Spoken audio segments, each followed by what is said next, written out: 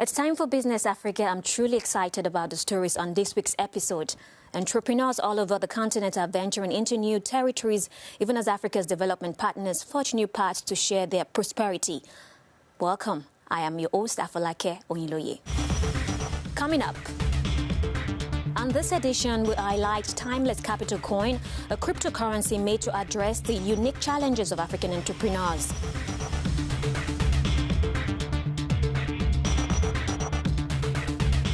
How does attracting international students solve the critical issues of illegal migration? We have the answers on this episode.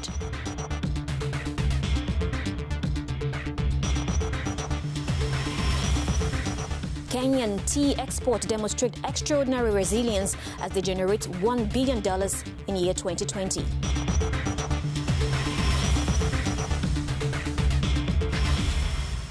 Have you been following the unprecedented rise of cryptocurrency stocks and the value in recent months? Have you wondered how you can be part of this revolution or whether digital currency can be adapted for African economies? Well, ex-Togolese football professional and now entrepreneur Donaldson Sackey has developed the Timeless Capital Coin to address issues that are unique to entrepreneurs in developing countries. Have a look at the story. Following a massive $1.5 billion investment in Bitcoin by Tesla CEO Elon Musk, the price of the virtual currency has surged to over $50,000 recently. While many of the world's leading cryptocurrencies have been developed outside Africa, Togolese international footballer Donaldson Sackey has created one that he hopes will address the needs of entrepreneurs on the continent. He is the CEO of Timeless Capital Technology.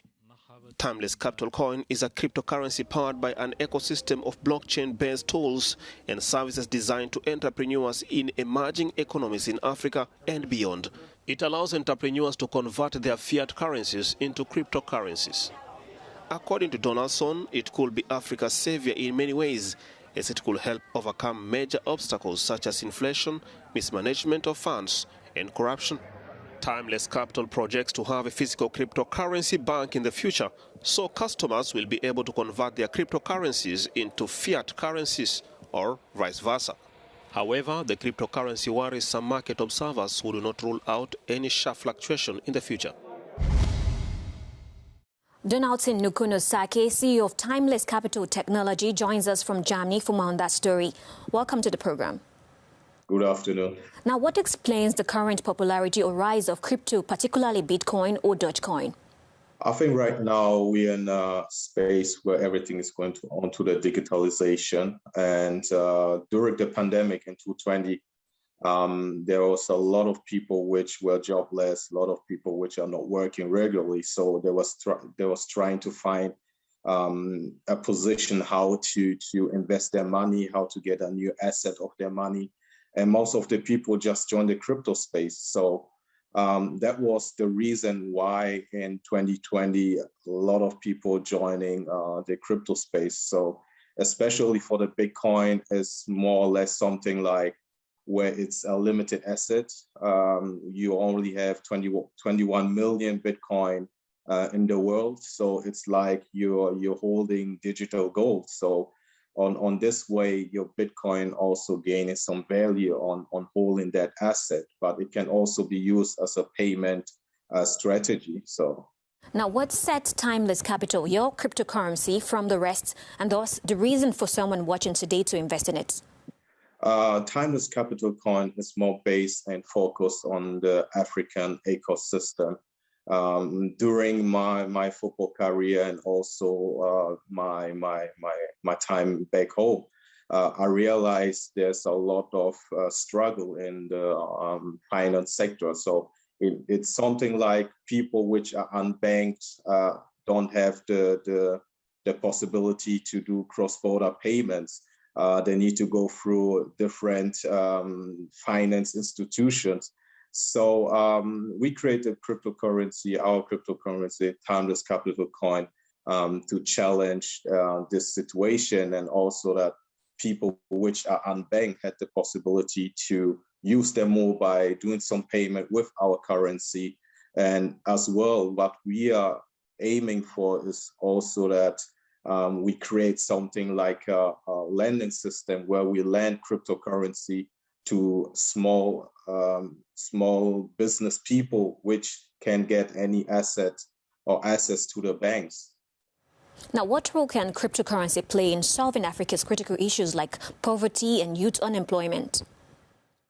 I think we should more concentrate not only on the cryptocurrency, but more on the system behind, which is the blockchain system.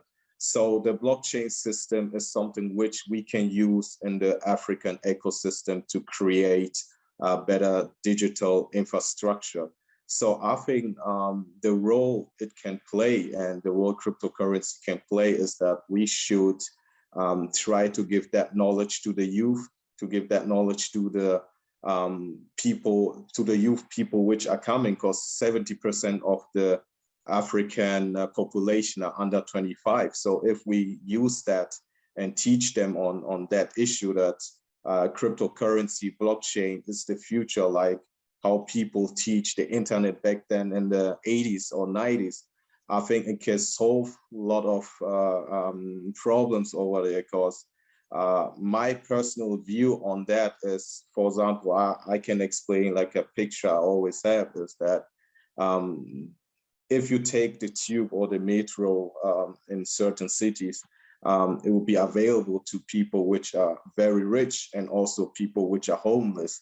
So why not using that type of knowledge or technology to give access to everyone?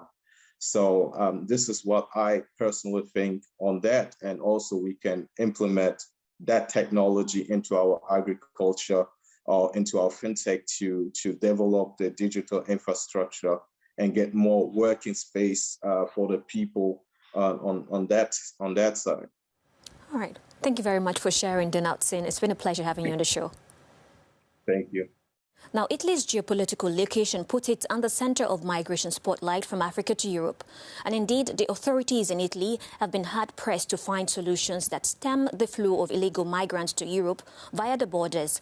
The Luiss University in Italy is working on an innovative way that promotes legal and secular migration as a way of contributing to the development of African countries and hopefully reduce the appetite for risky, dangerous voyage across the ocean. Here is more. Education has been sold and embraced in many parts of Africa as a solution to endemic problems like poverty and unemployment. It is not therefore surprising that Italy, which is seen as the gateway to Europe, is exploring an innovative education approach as a solution to the Mediterranean migration crisis. Through different diaspora networks, the Luiss University is promoting secular migration as a means of empowering African nationals to improve the conditions in their home countries. The university is developing a project which has this ambition to do a lot of communication to present what it does. What it offers is the new possibility to pay. The university has two methods: the paid participation to the university training, their scholarship. We try as a diaspora to make available our relays, Relief in Africa to be precise, and to fight against immigration that is unfortunately dangerous for the continent, because many people who leave their countries and end up in Italy as illegal immigrants are really in a difficult situation. They can't study, they can't work, so it's a loss for Africa and a problem for Italy. According to Dioma, in order to fight against illegal immigration, it is necessary to develop African countries. The private sector has become a priority of the Italian cooperation, with the diaspora becoming an element of international cooperation too. The university now hopes to position itself as a multicultural center where diaspora communities can be skilled and equipped to address the issue affecting Europe and Africa. In Kenya, tea is a main export crop and has considerable socio-economic importance. While the coronavirus affected the entire agricultural sector in 2020, the industry continued to grow to the benefit of the government coffers. New figures have shown that the Kenyan tea industry weathered the bad times caused by the coronavirus pandemic in the year 2020. According to the latest data released by the Tea Board, export earnings reached $1.1 billion at the end of last year compared to $1.095 billion a year earlier. This performance was mainly due to higher volumes shipped to the international market. During the period, a stock of 518,900 tons was sold to 46 destinations worldwide. The main outlet was Pakistan, followed by other countries such as Russia, Egypt, Sudan, the UK, Nigeria and Yemen. With the record, the tea sector becomes one of the few in the agricultural industry that did not suffer from the slowdown in demand linked to the coronavirus. Kenya produces mainly black tea and is the world's largest exporter. That's it for Business Africa this week. We hope you've been inspired to use your business to make a difference in your community beyond maximizing sales and making profits. Thanks for watching, and bye for now.